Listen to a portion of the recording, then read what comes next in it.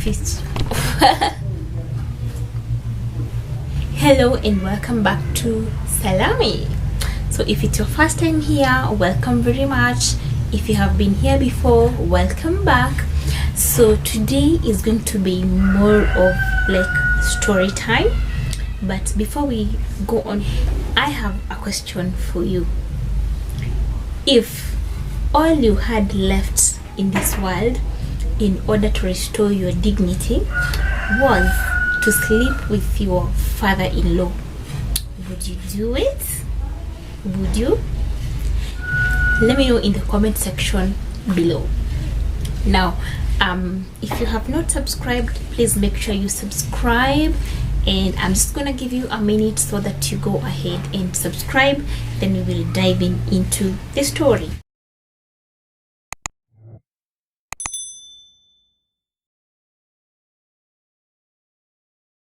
Okay, thank you for subscribing. Now personally, I love stories that show the greatness of God and how he works out things in his own way, and how he's just intertwined circumstances in a way that we may not understand, but in the end it comes out to work for our own good. Now this particular story that I want to tell you is read from the book called Unveiled, and it was done by Francine Rivers. And the reason why I picked up this particular book was because initially I had read another book from the same author and I really loved it. The lessons I got from that book and the spiritual nourishment I got, it was just perfect. And I said, why not get another book from this first one? So if you didn't watch that video of Redeeming Love by Francine Rivers, I'm going to put a link in the description box so that you can also go and watch it. But for now, let's talk about Unveiled. Now Unveiled is a Bible story, but Francine has done it so much justice by putting a lot of in-depth in the story and adding and building to the characters that are involved in that story. So it's a story about a woman whose life is full of pain, but despite all the pain, this woman still chooses to rise up, face the situation head on, and emerges as a victor. So if you've never read the story of Tamar, you better go to Genesis chapter 37 up to chapter 38 verse 6. That is where you get to learn about the story of Tamar. Now I'm going to give you a synopsis of what the story entails. So this is a young girl who is married off by her parents to one of the sons of Judah. Now if you know Judah was one of the sons of Jacob, and so Judah gets Tamar as a wife to one of his sons known as Er, and unfortunately Er dies before they have a baby. And customarily, if your husband dies and you do not have children together, then it used to mean that you are supposed to go ahead and sleep with your husband's brother so that you can now sire children in the name of your husband. So when Er dies, Judah takes Tamar and gives her to Onan, who is his second-born son. So Onan is very cunning and he does not want Tamar to bear son in the name of Er. So he uses his cunning ways and Tamar does not get pregnant. And because of that, God gets angry with Onan and he strikes him dead. Now when Judah says that his two sons are dead, and the reason of them dying is because he had married them to this particular woman, he refuses now to marry Tamar to his third-born son, fearing that his son might also die if he gives him to Tamar.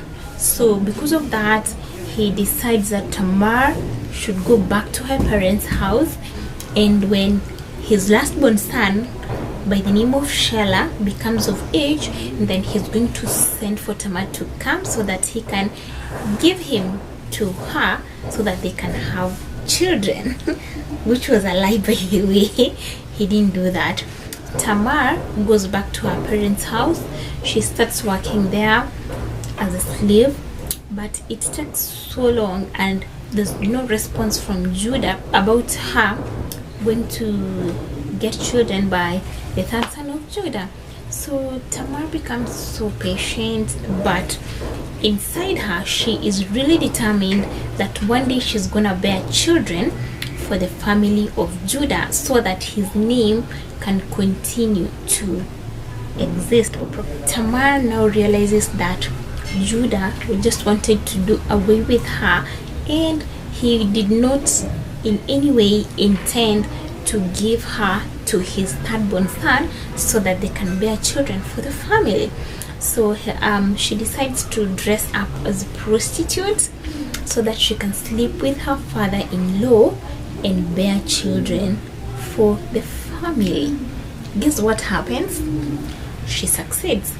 She sleeps with her father-in-law, and boom, she becomes pregnant for the father-in-law. And that is how Tamar ended up getting respect and the dignity that she deserved in the society by having two sons by Judah. She got pregnant with twins, and that is how she ended up getting the respect that she deserved in the society. And to make even the story more interesting, would you believe that from the same lineage of Tamar and Judah is the same lineage that Jesus Christ came from? Yeah, now you know. I'm not saying that you go and sleep with your father-in-law. This is an ancient story, a story that happened even before the birth of Jesus Christ, several generations before the birth of Jesus Christ. So it is a story that was applicable then. It could happen if your son is married, then they're not able to get children and probably they die, then the wife would be inherited by the brother. And if the brother was not capable, and then it was also capable for the father of your husband, meaning your father-in-law, would also be able to sleep with you, and you would bear children in the name of that family. So if such a situation happened in the present days, it would seem so absurd, but that was something that was very normal in those particular times. So thank you so much for listening to my story. I hope you have enjoyed, and if you want to really enjoy more and probably get the feel of how Francine writes, I would encourage you to get Unveiled by Francine Rivers. It is an awesome book. I can guarantee you, if you loved Redeeming Love, then you will also love Unveiled. So that's my story for today. And just remember that I had asked you a question at the beginning of this video. So would you sleep with your father-in-law in order to restore your dignity if that is the only thing that was left in the world for you to do? Would you do that? Let me know in the comment section below. I'll be waiting to hear from you. So I hope you also subscribed, and I will wait to see you in our next video. Till then, it's ciao.